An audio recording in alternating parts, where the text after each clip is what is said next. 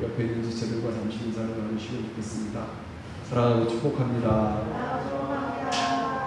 궂은 날씨에 오시느라 수고하셨습니다. 오늘 하나님의 은혜가 저와 여러분의 심령 안에 풍성하게 임할 수 있기를 주님의 이름으로 축원합니다. 오늘 믿음과 현실 사이에서라는 제목을 가지고 하나님 말씀을 증거하겠습니다. 믿음을 가지고 이 땅을 살아간다는 게 쉽습니까? 어렵습니까? 쉽지 않아요. 왜 쉽지 않을까요? 믿음과 현실이 너무 다르기 때문에 그렇죠. 왜 또 생각을 해보면 믿음과 현실이 다르지 않다면 우리에게 믿음이 있을 필요가 없습니다. 그렇죠? 믿음과 현실이 다르고 그 다른 믿음과 현실 가운데 다른 상황 가운데 우리에게 믿음이 필요한 이유는 현실의 삶 가운데 그 믿음을 통해 하나님이 우리와 함께 하시고 하나님의 선하신 일들을 이루어가기 때문에 그렇습니다.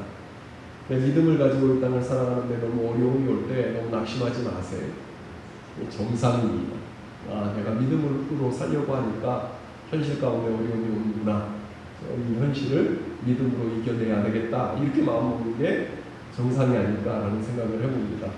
내가 믿음으로 살아가는데도 불구하고 전혀 현실이 어렵지 않아요. 한번 점검해볼 필요가 있어요. 내가 제대로 살고 있는지 한번 돌아볼 필요가 있습니다. 왜냐하면 하나님의 말씀의 가치와 현실의 가치는 항상 부딪히고 갈등하게 되어져 있기 때문에 그렇습니다.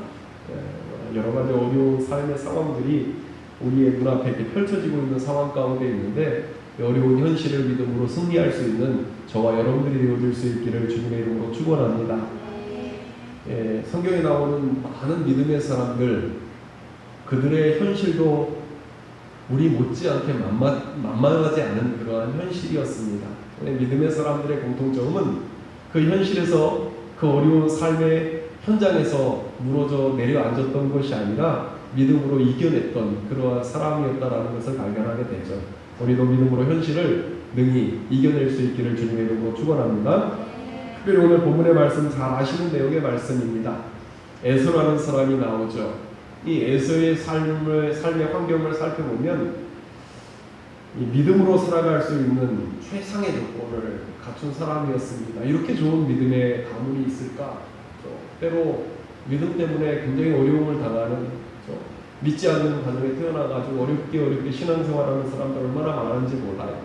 예수비전 교회 코로나 바이러스 일어난 다음에 교회 못 나오는 신앙이 좋은 분인데도 불구하고 못 나오는 분들이 있어요. 왜냐하면 가족들이 반대해가지고 때로는 부모님이 못 나와요. 자식이 반대해가지고 못 나오고 어떤 청년들이 못 나와요. 부모들이 막 잡아 죽인다고 하니까 가기만 해봐라 눈을 붕 뜨고 있으니까 나가지 못하는 이제 그런 현상들이 있다는 얘기를 들었어요.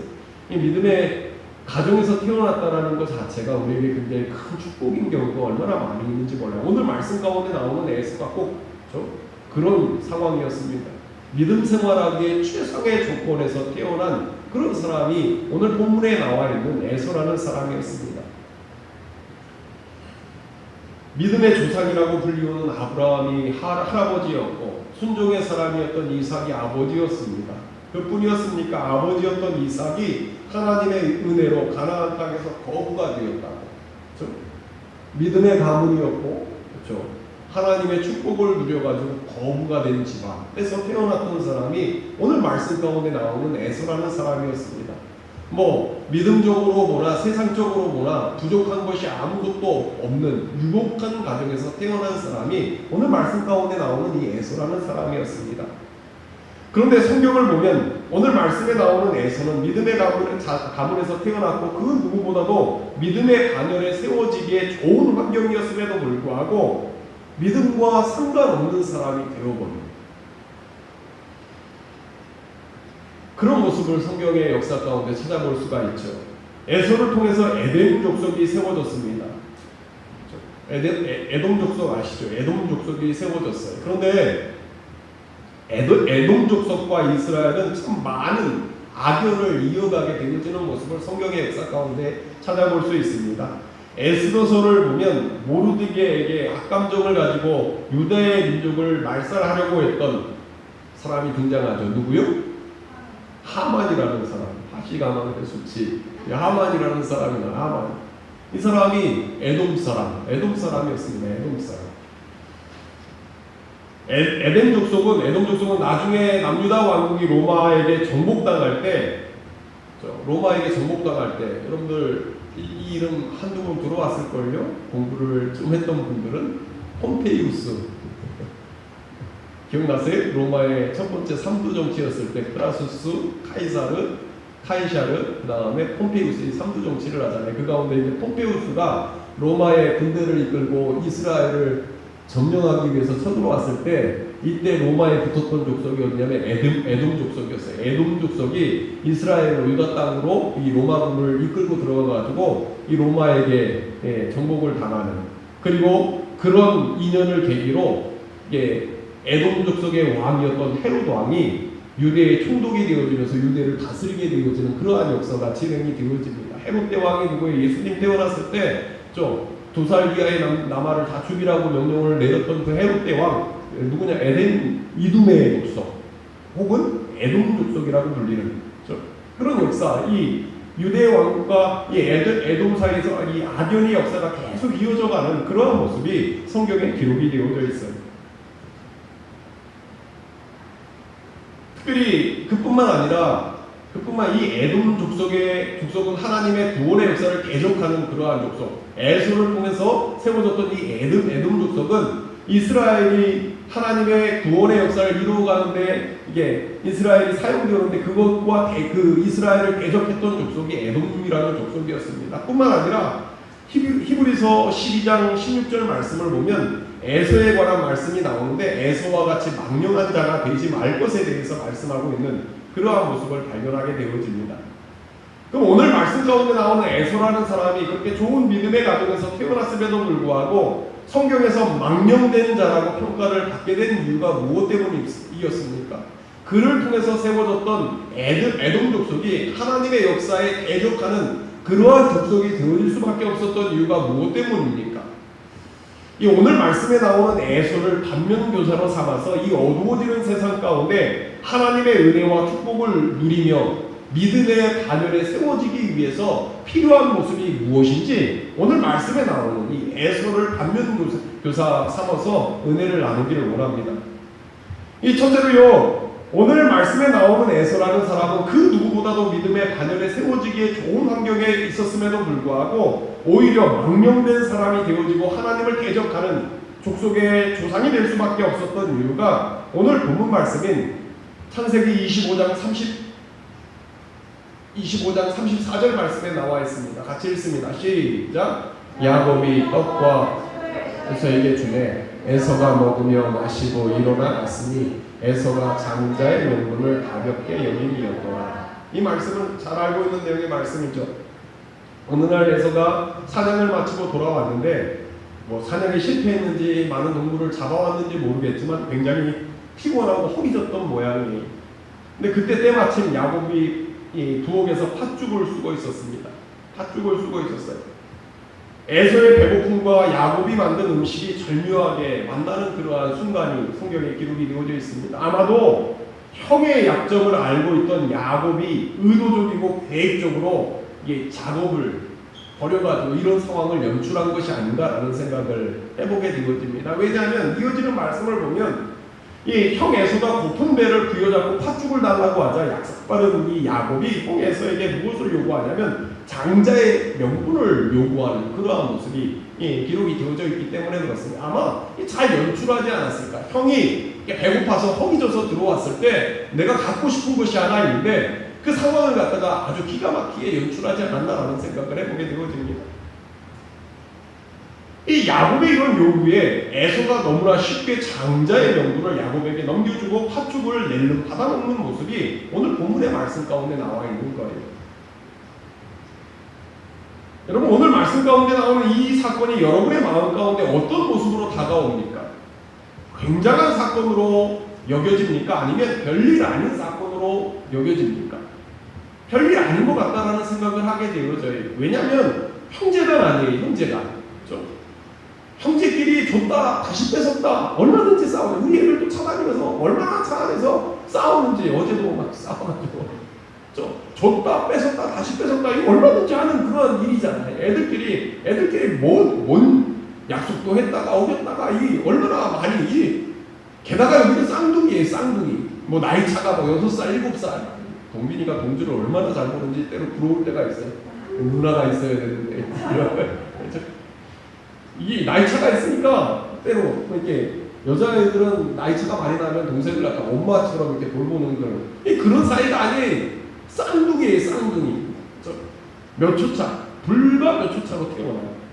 그러니까 이런 상황 가운데 줬다 뺏었다 얼마나 이게 쉽게 일어날 일이겠어요. 줬다 다시 뺏었다 하면서 그렇게 싸우면서 키운 것이 형제가 아닙니까? 근데 성경은 이 사건을 별일 아닌 것으로 생각하지 않습니다. 별일 아닌 것으로 생각하지 않아요. 오늘 본문 말씀은 아니지만 히브리서 12장 16절 말씀을 한번 다 같이 히브리서 12장 16절 말씀 같이 읽습니다. 시작. 은행하는 자와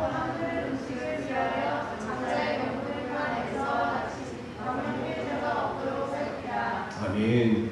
한 그릇 음식을 위하여 장자의 명분을 판 에서와 같이 망령된 자가 없도록 하라고 말씀하고 있어요. 에서의 행위를 망령된 자의 행위라고 성경이 딱 집어서 말하고 있어요. 이 말씀을 읽으면 좀 성경이 좀 너무하다라는 생각이 들지 않아요? 너무하다라는 우리 진우가 정말로 억울할 때가 있어요. 막 눈물을 흘리면서 언제냐면 선우하고 싸웠을 때 지는 장난 안 했는데 아무래도 첫째가 막내보다 많이 혼날 때가 많잖아요. 막 억울해가지고 막 이렇게 눈물을 쏟고 별일 아닌데 막 오늘 에서의 입장이고 그런 입장이 아닐까. 오늘 말씀을 보면 인간적인 눈으로 보면 에서의 입장에서 너무나 억울한 그런 상황이 아닐까라는 생각을 해봐요. 이 성경이 오늘 말씀을 보면 누가 얍삽한 거예요?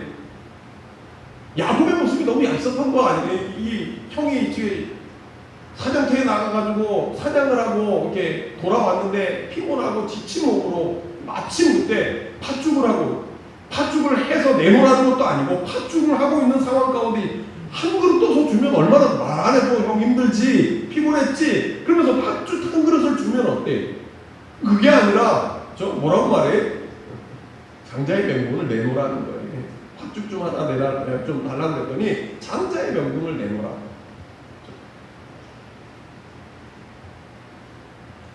얍삽하게 잔머리를 굴리는 야곱에 대해서 성경은 한마디의 말도 하지 않아요. 그리고 에서를 향해서는 망령된 자라고 읽거든요. 그러면 이 성경이 에서에 대해서 이렇게 극단적인 평가를 하는 이유가 이 별거가 아닌 것 같은 이 사건을 이렇게 극단적으로 평가하는 이유가 무엇 때문입니까? 그 이유는요. 에서가 철저하게 육에 속한 사람의 모습을 대변하고 있기 때문에 그렇습니다. 육에 속한 사람의 모습을 철저하게 대변하고 있기 때문에 그렇습니다. 인간적으로 보면 에서는 야곱보다 순수하고 화끈하고 남성적인 그리고 능력 있는 그런 사람이었다는 걸 성경이 우리에게 보여주고 있어요.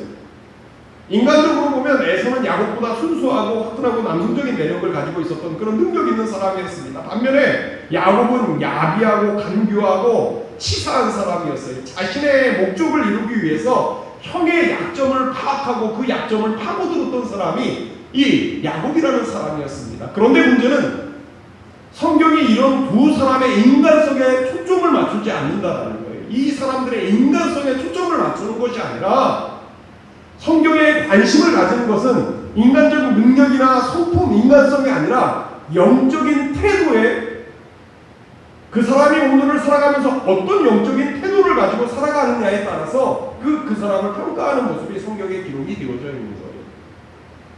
어떤 영적인 태도를 그 사람이 얼마나 인간적으로 좋은 사람이냐, 선한 사람이냐, 능력 있는 사람이냐, 가진 것이 많은 사람이냐 이게 중요한 것이 아니라 오늘을 살아가는 삶의 현장 가운데 하나님을 향한 어떤 영적인 태도를 가지고 살아가느냐 이것에 관심이 있다는 성경입니다. 하나님은 사람들의 그 마음에 관심이 있다는 것을 보여주는 사건이라는 겁니다.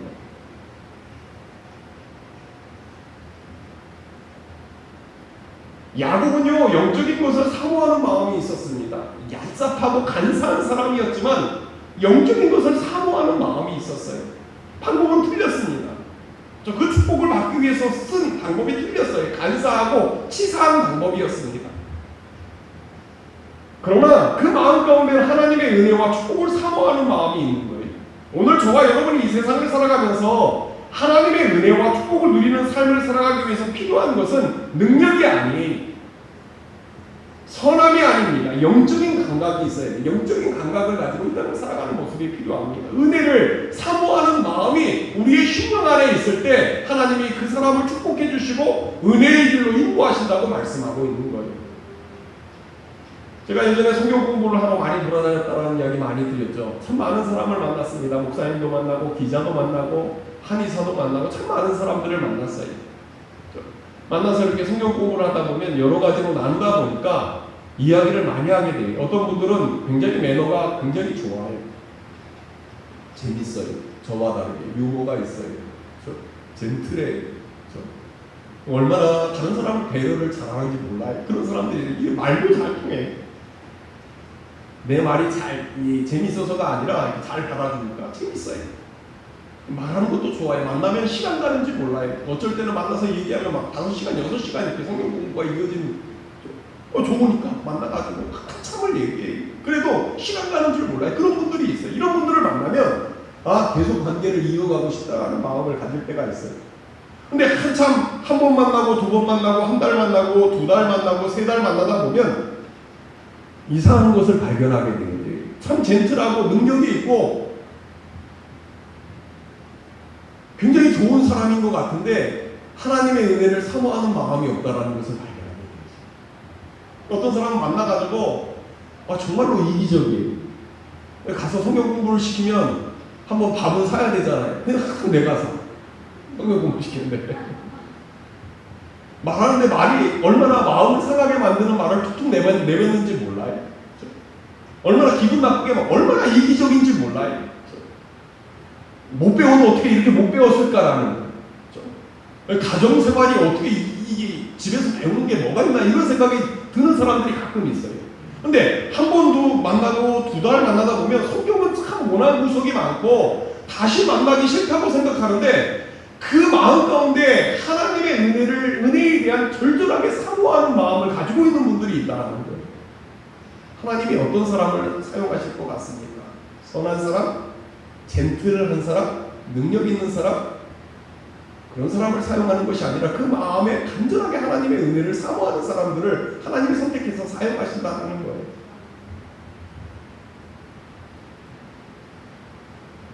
근데 그런 면에서 오늘 말씀에 나오는 영적인 것에 너무 무감각한 에서의 모습을 보면 참 이상하다라는 생각을 하게 되거든요.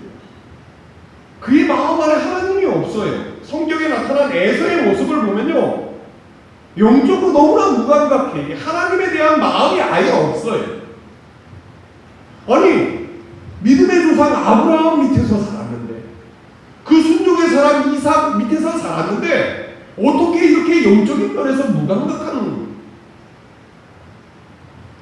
그냥 거저 주어지는 하나님의 놀라운 축복도, 그렇죠? 그냥 그 안에서 아버지 하는 거 따라하고, 믿음의 할아버지였던, 믿음의 조상이었던 할아버지만 그냥 따라가도, 그렇죠? 평균 이상할 수 있는 그런 상황에서 태어난 사람이었는데 어떻게 이렇게 영적인 것에 무감각한 사람이 되어질 수 있었을까?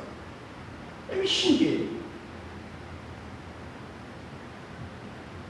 결국에는 그런 영적인 무감각함이요, 믿음의 선조로부터 내려오는 장자의 명분을 팥죽한 그릇에 팔아버리고 말. 이 영적인 무감각함이 뭐라고 어떻게 해야 되냐면, 믿음의 선조로부터 이어져 내려오는 장자의 명분을 팥죽한 그릇에 팔아버리는 그러한 대사건을, 이 문제는 무엇이냐면 영적인 무감각함의 문제라는 거예요. 반면에 야곱은 어떻습니까? 다른 사람의 약점을 이용하는 야비한 사람이었어요. 절대로 손해보지 않는 사람이었습니다. 어디를 가나 갈등을 일으키고 결국에 야반 고주를 하는 그런 인생을 살았던 사람이 야곱이라는 사람이었습니다. 트러블 메이커였어요. 그런데 야곱에게는 남다른 것이 있었습니다. 남다른 것이 있는데, 이게 뭐냐면 하나님의 은혜를 사모하는, 어떻게 해서든지 그 은혜를 받아야 되겠다라는 간절한 은혜를 사모하는 마음이 그의 마음 안에 있었어요. 가끔 사역을 하다 보면 기도해야 하는 거 참 힘들잖아요. 아예 안 나와버리는 사람들도 많고, 기도의 자리에 왔는데 그렇게 조는 사람이 있어요. 딱 시작하면 졸아요. 웬간히 졸아요. 끝날 때까지 졸아요. 시작할 때부터 끝날. 어쩔 때는 마음 가운데 어떤 마음, 도대체 왜 나오나고 집에서 편안하게 자지. 시작하는 시간까지 해서 시작해가지고 마치는 시간까지 끝까지 졸다가 그리고 가요. 졸면서도 기도의 자리에 빠지지 않는 분들이 있어요. 근데요, 가만히 생각해보면 사역자로는 참 아쉬운 모습인데도 불구하고 우리가 기억해야 하는 것은 뭐냐면, 기도를 잘하느냐 혹은 얼마나 깊은 기도를 하느냐, 이것도 굉장히 중요한 문제가 되었지만 그것은 그 다음 문제예요. 하나님의 은혜를 얼마나 사모하는 마음이 있느냐, 이것이 중요하다는 거예요. 내 안에 하나님의 은혜를 얼마나 사모하는 마음이 있으면 또 그렇게 조는데도 불구하고 빠짐없이 나와가 졸다가더라도 그 자리에 나와. 예전에도 한번 말씀을 드려요. 홍승규 목사님 후배 가운데 서울신대 지금 모르는데 신학과 들어가면 새벽 기대 경건의 훈련 한다고 한 학기씩 무조건 기숙사에 들어가야 돼. 새벽 예배 드리고 모임하고 이걸 통과해야지 졸업이 되거든요. 안 하면 졸업을 못해, 패스 못하면.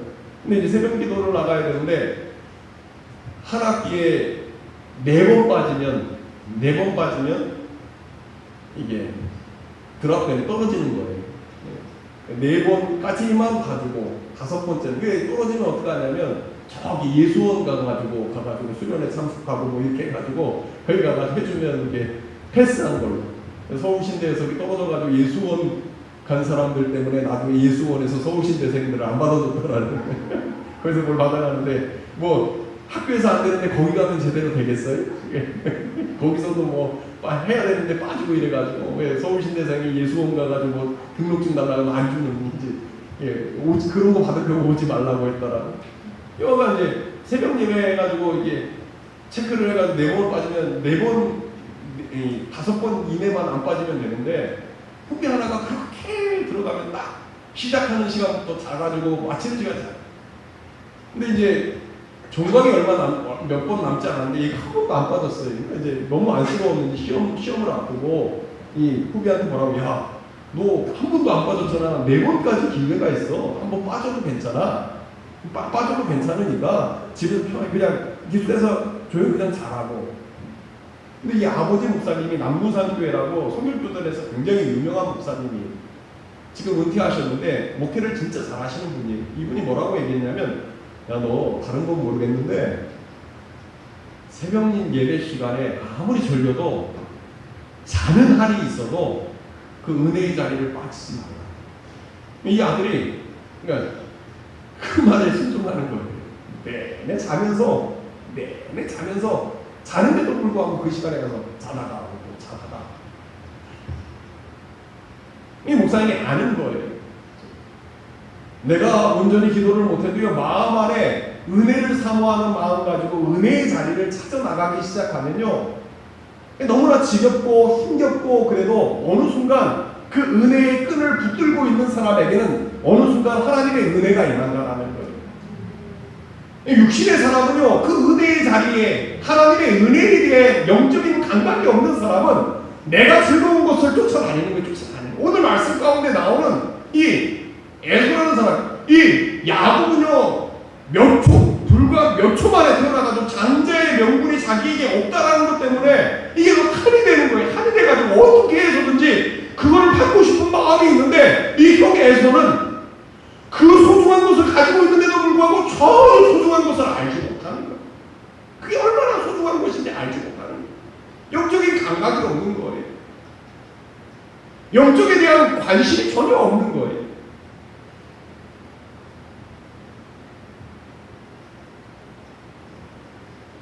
성경이 뭐라고 말하고 있습니까? 이 영적인 감각이 없고 하나님의 안중에 없었던 사람을 향해서 별거 아닌 것 같은 문제인데, 그 삶 가운데 나타난 그 삶의 형상을 보고 하나님께서 이 예수를 뭐라고, 이 망령된 자와 같이 하지 말라라고 말씀하고 있어요. 바라기는 우리가 주 앞에 나올 때마다 저와 여러분들의 심령 안에 있는 영적인 감각들이 깨어질 수 있기를, 깨어 일어날 수 있기를 주님의 이름으로 축원합니다.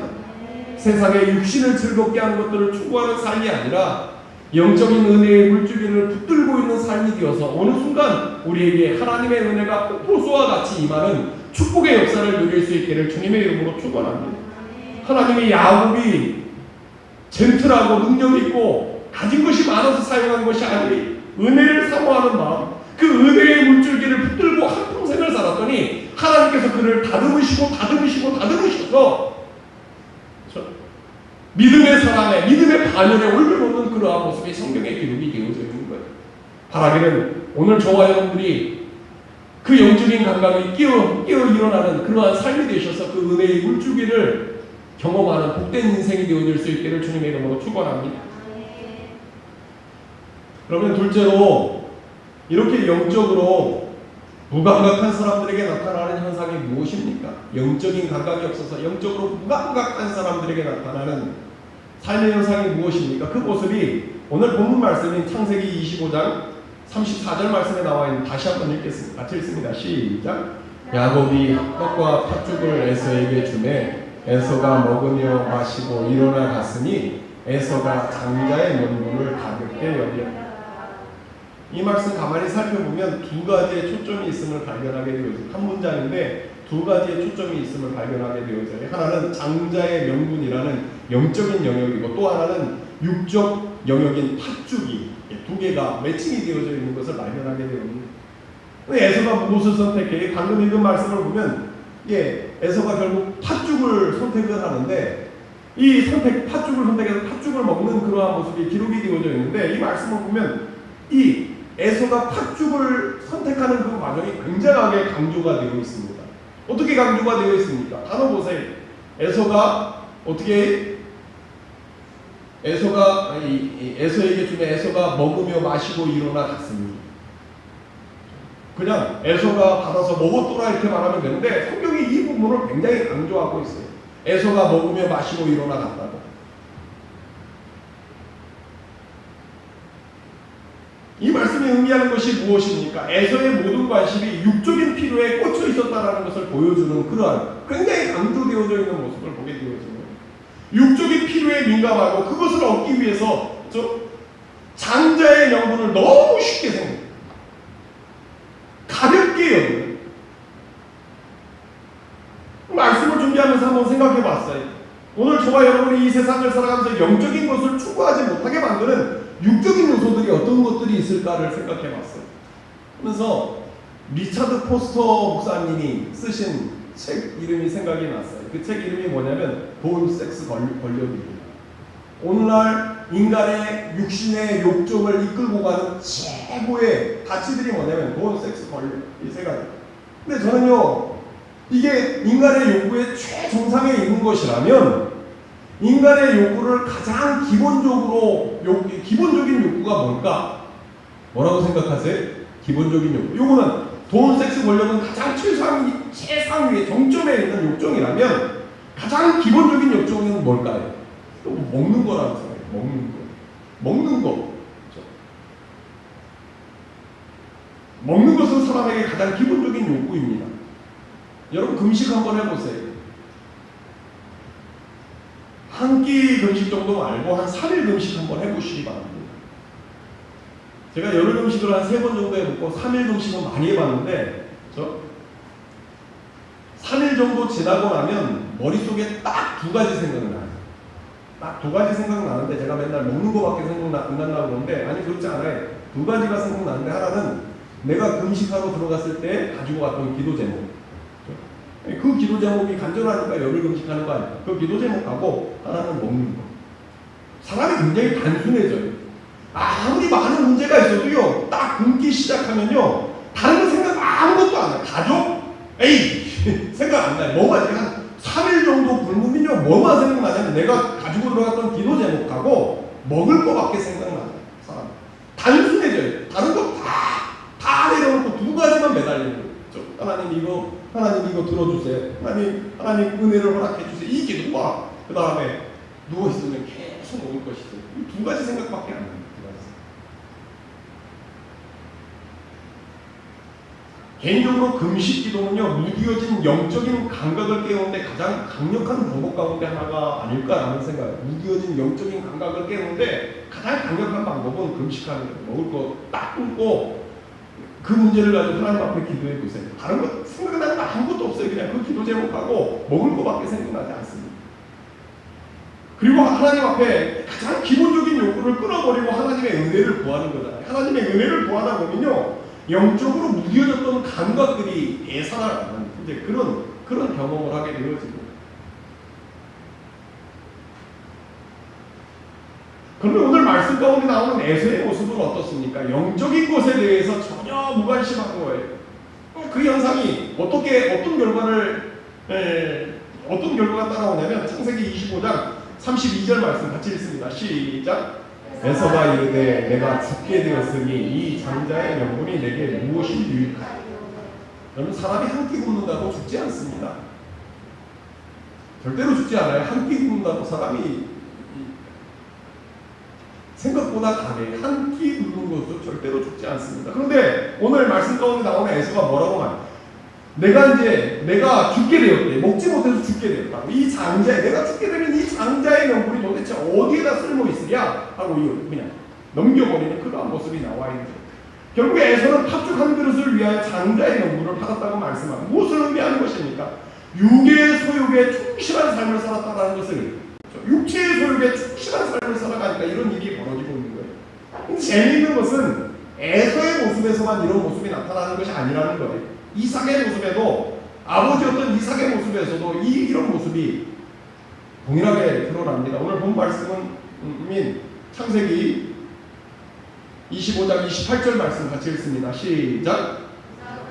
같이 읽습니다. 시작. 이삭은 에서가 사냥한 고기를 좋아하므로 그를 사랑하고 일과를 야곱을 사랑하였다. 이삭이 에서를 더 사랑했다고 말하고 있어요. 근데 이삭이 에서를 사랑한 이유가 무엇 때문입니까? 왜 사랑했어요? 에서가 사냥한 고기를 좋아했기 때문에. 고기를 좋아하는 거예요. 에서가 사냥해가지고 고기를 먹는 거에 대한 약함이 있었던 집안이라고 어떤 목사님들, 먹는 거에 대한 약함이 있었던 집안, 음식에 대한 약함이 있었던 집안. 그 결과가 뭐예요? 이삭이 먹는 기본적인 욕구에 빠져드니까 어떤 현상이 일어나냐면요, 하나님께서 분명히 큰 자가 어린 자를 섬기게 될 것이라는 말씀을 주셨어요. 큰 자가 어린 자를 섬길 것이라는 말씀을 주셨음에도 불구하고 먹을 것을 너무 좋아하는 거예요. 물론 기본적인 욕구는 채워야 되겠죠. 그런데 이걸 너무 좋아하다 보니까 나타나는 현상은 뭐냐면 하나님의 말씀을 망각해버리는 거예요. 그리고 내 권한으로 에서에게 축복하려고 하는 모습이 성경에 기록이 돼요. 내 권한. 먹을 것을 너무 좋아하다 보니까, 기본적인 욕구에 너무 충실하다 보니까 하나님이 주신 말씀이 있는데도 불구하고 결정적인 순간에 하나님의 말씀을 기억하고 그 말씀을 따르는 것이 아니라 내가 주가 되어가지고, 왜요? 먹는 것이라는 기본적인 욕구에 충실하다 보니까 이런 현상이 일어났다는 거예요. 청년 시절에 제가 새해를 맞이하면 금식기도원에 올라갔어요. 처음에 어떻게 시작이 되어졌냐면 제가 청년 시절에 성청연합회에서 임원으로 일을 했거든요. 그러다 보니까 이제 성청 전국연합회에서 새해를 맞이면 지금도 이제 가끔, 지금 하는지 모르겠는데 이렇게 포스터가 오는데 새해를 맞이하는 금식기도 하는, 모여가지고 금식기도를 하는. 처음에 거기를 참석한 다음에 그 다음에 뭐 이제 신학대학 제가 삼수하면서 이제 그런 일들을 했으니까 신학대학 들어가면서 성청연합회 나오고 성청연합회에서 하는 걸 가는 게 아니라 개인적으로 금식기도원에 들어가는, 새해를 맞이하면서 몸과 마음을 새롭게 내 죄악을 씻고 이제 금식함으로 한 해를 시작하자. 은혜를 위해서 이제 새해가 되면 금식기도원에 갔던 적이 많습니다.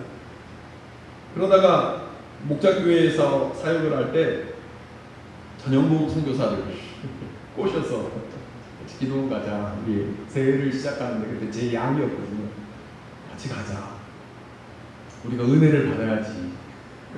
은혜를 받아야 되지 않겠냐. 새해를 시작하는데 묵은 죄를 다 씻어버리고 금식하고 새롭게 한 해를 좀 힘차게 시작하자고 꼬셔가지고, 안 간다고 꼬셔가지고 제가 금식기도원에 같이 들어갔습니다. 3일을 작정하고 3일 금식을 작정하고 들어갔어. 근데 제가 금식을 잘 못하거든요. 위가 안 좋아가지고 저 아토피 때문에 예전에 그 피부약을 많이 먹어가지고 위를 다 버려놔가지고 이게 위가 안 좋은 사람들이 금식하기가 굉장히 어려운 그런 모습이 있어요. 하루 딱 지났는데 죽겠는 거예요. 막 다 쏟아내고 정신을 못 차리겠는 거예요. 죽겠는 거예요. 이 기도도 안 되고 막 몸은 막 처지고 먹은 거 다 오바이트하고 이게 막 이런 못 참겠는 거예요. 그래서 전용범 선교사한테 야 금식 잘하고 있는데 우리 먹고 힘내서 기도하자. 제가 금식하자고 꼬셔가지고 들어갔는데 딱 하루 지난 다음에 우리 먹고 힘내서 기도하자. 금식 잘하고 있는 전용범 선교사한테 꼬셔가지고 같이 식당에 가서 죽을 먹었어요.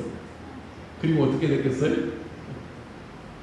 계속 기도해야 되잖아요. 힘내서 기도해야 되잖아요. 밥 먹고 내려왔어요. 그렇게 되더라고요. 밥 먹고 그냥 내려오더라. 영적인 태도를 잃어버리게 되어지는 거죠. 그래서 갈라디아서 5장 17절 말씀을 보면 이런 말씀이 있죠. 잘 아시는 말씀이죠. 같이 읽어봅니다. 시작. 육체의 소욕은 성령을 거스리고 성령은 육체를 거스리나니 이 둘이 서로 대적함으로 너희가 원하는 것을 하지 못하게 하려. 육체의 소욕과 성령의 소욕이 서로 거슬러요. 하나를 선택하면요 하나를 못하게 만들어버려요. 기도원가가 육체의 소욕을 따라 밥을 먹으니까 힘내서 기도할 수 있을 것 같은데 그냥 포기하고 시간 다 이렇게 조정하고 올라왔는데도 그냥 내려와 버리게 되어지는.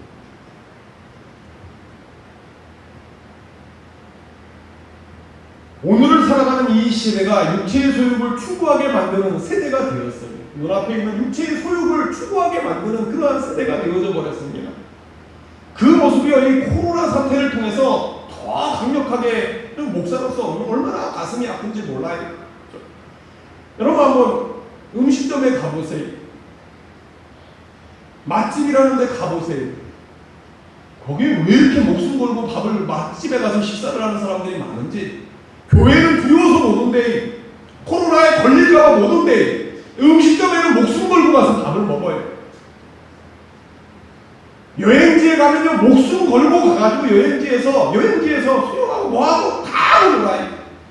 육체의 소용, 마음을 즐겁게 만들고 육체를 즐겁게 하는 데는요 목숨을 걸고 가요. 왜요? 내 마음을 즐겁게 만드니까. 내 마음에 기쁨이 있으니까 그곳에 목숨을 걸고 가요. 여러분들 음식점이 더 안전합니까? 교회가 더 안전합니까? 교회는 두려워서 못 와요. 걸릴지 못해가 모를 이게 코로나에 걸릴까 무서워서 못 와요. 근데 음식점에는 마스크 벗고 얼마든지 맛있게 먹는지 몰라요. 목숨 걸고 먹어요. 무엇을 의미하는 것입니까? 마음이 참 아팠던 것 가운데 하나가 코로나 사태가 발발하면서 한국교회 공공성 운운하면서 모이는 것만이 능사가 아니다. 뭐 이런 주장을 펴는 분들이 있어요. 인정합니다. 인정해요. 그러면서 이제 교회에서 예배를 드리는 교회를 향해서 비판의 칼날을 세웠던 분들이 있어요. 근데 저는 개인적으로 목사로 무슨 생각이 들었냐면 저번에 한번 말씀을 드렸어요. 교회가 코로나 사태가 벌어져서 폐쇄됐어요. 예배 드릴 데가 없는 거예요. 다른 교회에 가서 예배를 구걸하러 다니는 성도들이 있었어요. 은혜를 사모하는데 예배 드릴 데가 없는 거예요. 다른 교회에 가면 많아요. 신천지인지 모르니까. 어떤 성도 목사님이 말하면서 이제 그 얘기를 하면서 마음이 너무 아파. 저도 마음이 너무 아팠어요.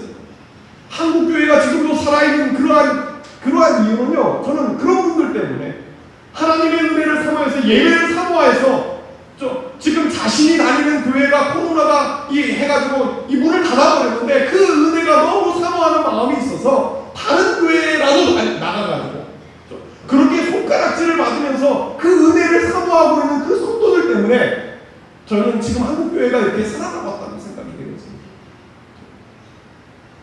저는 다 차지하고 공공성에 대해서 부정하는 거 아니에요. 그런데 한국교회가 저와 여러분이 그 영적인 은혜를 사모하는 영적인 감각을 잃어버리면요 한국교회에 소망 없습니다. 이 나라에 소망이 없어요. 왜요? 우리나라는 능력이 있어서 힘이 있어서 가진 것이 있어서 이만큼 살게 된 것이 아니라 정말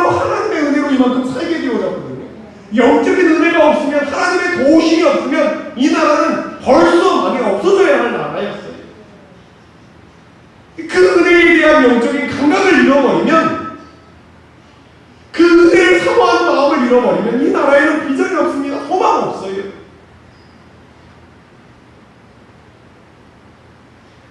일상의 삶 가운데 육체의 소욕을 꺾고 성령의 소욕을 살아가는 훈련이 우리에게 너무나 필요한 그러한 시대가 되어졌습니다.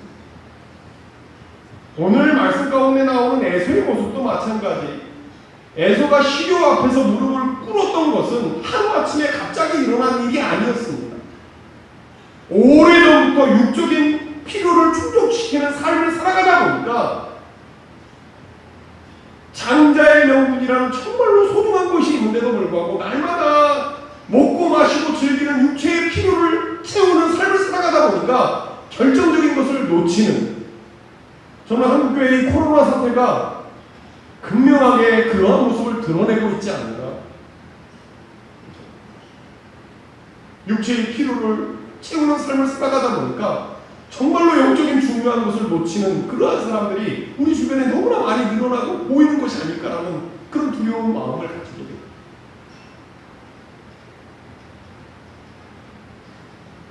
예수님께서 공생애를 시작하면서 40일 금식을 하셨습니다. 40일 금식을 하셨어요.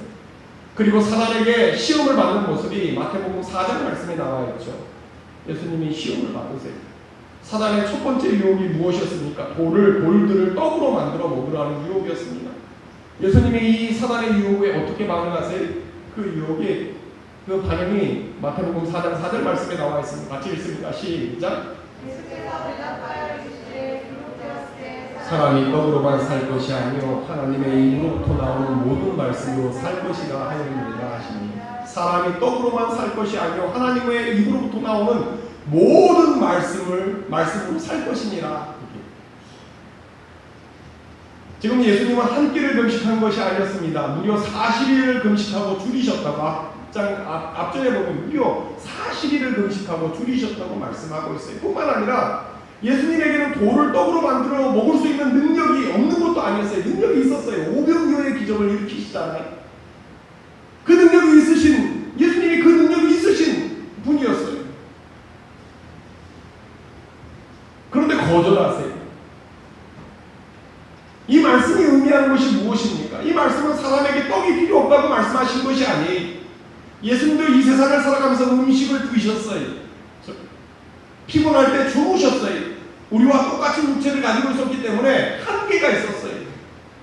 그러나 육체의 필요에 따라 움직인 것이 아니라 영적인 필요를 우선으로 두고 영적인 필요를 따라 움직이는 삶을 살아가겠다고 말씀하고 있는, 육적인 필요가 필요 없다고 말씀하는 것이 아니라 예수님의 평생은 그 영적인 필요를 따라 움직이는, 오늘 저와 여러분도 마찬가지입니다. 육의 필요가 분명히 있어요. 그런데 그 육의 필요를 채우면서 즐기고 마시고 하는 삶을 살아가다 보면 어느 순간 우리는 영적으로 무감각한 사람이 되어지고 결정적으로 중요한 하나님의 은혜를 놓쳐버리는 인생이 되어질 수밖에 없다라고 말씀합니다. 반대로 우리가 영적인 필요를 따라 살아가다 보면 망할 것 같은데, 무너질 것 같은데 하나님이 그 인생을 지키시고 보호하셔서 믿음의 사람으로 세우고 믿음의 단열로 세우신다고 말씀하고 있는 거예요. 하나님, 오늘 저와 여러분들이 이 땅을 살아가면서 육의 필요를 채우며 내 마음을 즐겁게 하는 것들을 추구하며 이 땅을 살아가는 것이 아니라 영적인 필요, 하나님이 기뻐하시는 것들을 선택하며 이 땅을 살아가셔서 우리를 지키시고 보호하시고 믿음의 단열에 세우는, 우리는 연약하지만 때로는 얍삽하지만 때로 사람들에게 손가락질을 받기도 하지만 가진 것이 없지만 우리가 그 하나님을 기쁘시게 하는 영적인 것들을 선택할 때마다 우리를 지키시고 보호하시고 다듬으셔서 믿음의 바늘에 세우시고 저와 여러분들을 통해서 하나님의 나라를 이루어 가시는 그 능력의 손길을 누릴 수 있기를 주님의 이름으로 축원합니다. 그 인생이 믿음의 인생이라고 말하고 있는 거예요. 마지막으로 오늘 말씀 가운데 나오는 이 에서처럼 영적으로 무감각한 사람들에게 나타나는 또 하나의 현상이 오늘 본문 말씀인 창세기 25장 32절 말씀에 나와 있습니다. 창세기 25장 32절 말씀 같이 읽습니다. 시작. 에서가 이르되 내가 죽게 되었으니 이 장자의 명분이 내게 무엇이. 에서의 또 하나의 특징은 영적인 무감각함을 가지고 이 땅을 살아가는 사람들의 특징은 현재의 삶만이 중요합니다.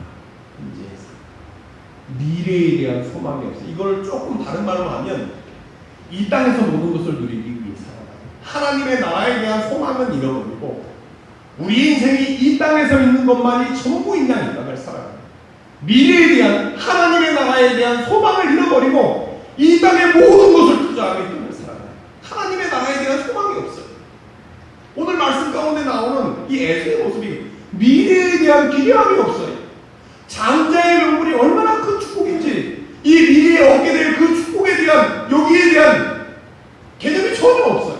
이게 영적으로 무감각한 사람들의 특징이에요. 오늘날도 마찬가지. 예수님을 믿는다고 하는데 하나님의 나라에 대한 소망은 전혀 없어요.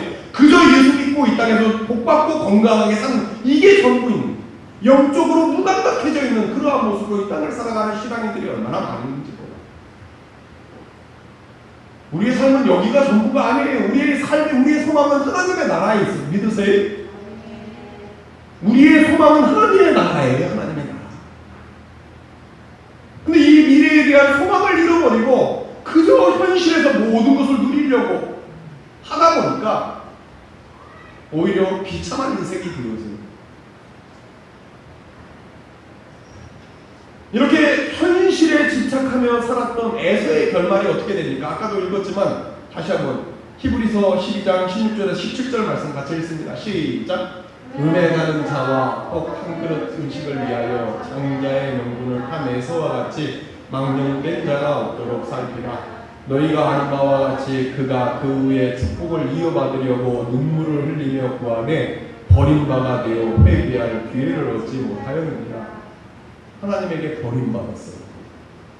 그 좋은 믿음의 가문에서 태어났는데 그 좋은 믿음의 조상이었던 아브라함의 손자였는데 이삭이 아버지였는데 하나님에게 버림받았다고 눈물을 흘리며 회개할 기회조차 얻지 못하는 비참한 인생이 되어졌다고 말씀하고 있는 거예요. 이 말씀을 하면서 예전에 말씀을 드렸던 암살이라는 영화가 기억이 났어요. 그 이정재 씨가 저 독립군을 하다가 변절해가지고 독립군을 잡아다가 이렇게 잡아 죽이는 그런 일본 경찰이 돼가지고 그러다가 나중에 또 광복이 된 후에는 경찰관이 돼가지고 호의호식하면서 살아가다가 나중에 독립군이었던 전지현에게 총 맞아 죽으면서 했던 마지막 말, 그가 외쳤던 마지막 말이 뭔지 아세요? 누가 이렇게 될 줄 알았냐고, 누가 이렇게 될 줄 알았냐고. 그렇게 죽어가는 비참한 많은 것들을 누가 해방이 될 줄 알았냐, 누가 독립할 줄 알았냐고. 오늘 우리가 영적으로 무감각해지면 이 이정재 씨가 외쳤던 그 고백이 우리의 고백이 되고 에서의 고백이 우리의 고백. 하나님 앞에 섰을 때 우리에게는 영원한 하나님의 나라가 있는데 그 하나님의 나라를 소망하지 못하고 이 땅에서 모든 것을 누리기 위해서 현실에 집착한 삶을 살아가다 보면 나중에 하나님 앞에 섰을 때 어떤 고백이 돼? 누가 이럴 줄 알았냐고. 똑같은 고백이 터져 나올 수밖에 없고.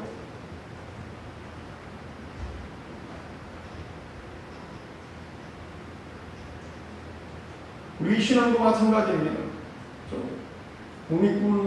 독립운동을 하는 사람이 눈 한 번 질끈 감으니까 같이 독립운동을 하던 동료를 팔아먹는 사람이 되어지는 거예요. 눈 한 번 질끈 감으니까. 신앙도 마찬가지입니다. 가로물다가 저 돈에 욕심이 생겼을 때 눈 한 번 질끈 감으니까 예수님을 파는 인생이 되어지는 거예요. 오늘 우리의 삶도 마찬가지. 우리의 눈을 현혹시키는 것이 얼마나 많이 있는지 몰라요. 돈, 섹스, 권력, 먹는 거, 우리의 눈을 현혹하는 것들이 현실의 삶 가운데 우리의 필요를 통해서 우리의 마음을 현혹하는 것들이 얼마나 많은지 몰라요. 눈 한 번 질끈 감으면 우리의 삶 가운데 하나님의 나라에 대한 소망이 사라져버립니다. 그저 이 땅에서 모든 것을 누리기 위해서 내 삶을 모두 다 드리다 보면 하나님 앞에 섰을 때 하나님의 나라가 없어 사라져버립니다. 돌이켜 회개할 기회를 잃어버리는 그러한 상황이 우리에게도 동일하게 임한다고 말씀하고 있는 거예요. 하나님, 우리가 이 땅을 살아가면서 이 땅에 썩어져 없어질 것들만 소망하는 것이 아니라 하나님의 나라에 대한 분명한 소망과 기대함, 사모함을 가지고 이 땅을 살아갈 수 있기를 주님의 이름으로 축원합니다. 말씀을 정리합니다. 오늘 말씀은 믿음의 반열에 세워지기에 좋은 환경에 태어나고 자랐음에도 불구하고 하나님을 대적하는 족속을 이루었던 에서라는 사람을 반면교사로 삼아서 오늘 저와 여러분이 이 어두워지는 세상 가운데 하나님의 은혜를 누리고 믿음의 사람으로 세워지기 위해서 필요한 모습이 무엇인지를 살펴보았습니다. 어떻게 해야 됩니까? 첫째로 오늘 저와 여러분이 이 어두워지는 세상 가운데 하나님의 은혜와 축복을 누리고 믿음의 사람의 반열에 세워지기 위해서는 영적인 태도가 중요하다고 말씀을 드렸어요. 하나님의 은혜를 사모하는 마음, 어떻게 해서든지 영적인 물줄기를 잡고 이 땅을 살아가는, 피곤하지만 기도의 자리를 지키고 힘겹지만 예배의 자리를 지키고 어쩔 때는 은혜가 되어지지 않지만 말씀 앞에서 그 은혜를 사모하며 어떻게 해서든지 발버둥 치고 그 은혜의 자리에서 주의 은혜를 사모하는 마음, 그 영적인 감각을 가지고 있는 그런 모습이 우리에게 필요하다고 말씀을 드렸습니다. 둘째로 영적인 감각을 잃어버리면 나타나는 현상이 무엇이니 육의 소욕을 따라 마음을 즐겁게 하는 것들을 추구하는 인생을 살아가게 되어진다고 말씀을 드렸습니다. 그렇기 때문에 우리가 성령의 소욕을 따라 육의 소욕을 꺾는 그러한 훈련이 우리에게 필요하다. 왜냐하면 영적인 은혜를 사모하기 위해서는 영이 깨어 일어나야 되는데 그러기 위해서는 육을 쳐서 육체의 소욕을 쳐서 복종하는 훈련이 우리에게 필요하다고 말씀드렸습니다. 마지막으로는 영적인 감각을 잃어버리면 이 땅의 현실 상황에 매여서 하나님의 나라에 대한 소망을 잃어버리고 이 땅에서 모든 것을 누리려는 그러한 삶을 살아가게 되어집니다. 우리의 눈이 열려서 하나님의 나라를 바라보고 하나님의 나라를 소망할 수 있는 믿음의 사람들이 되어질 수 있기를 주님의 이름으로 축원합니다. 말씀을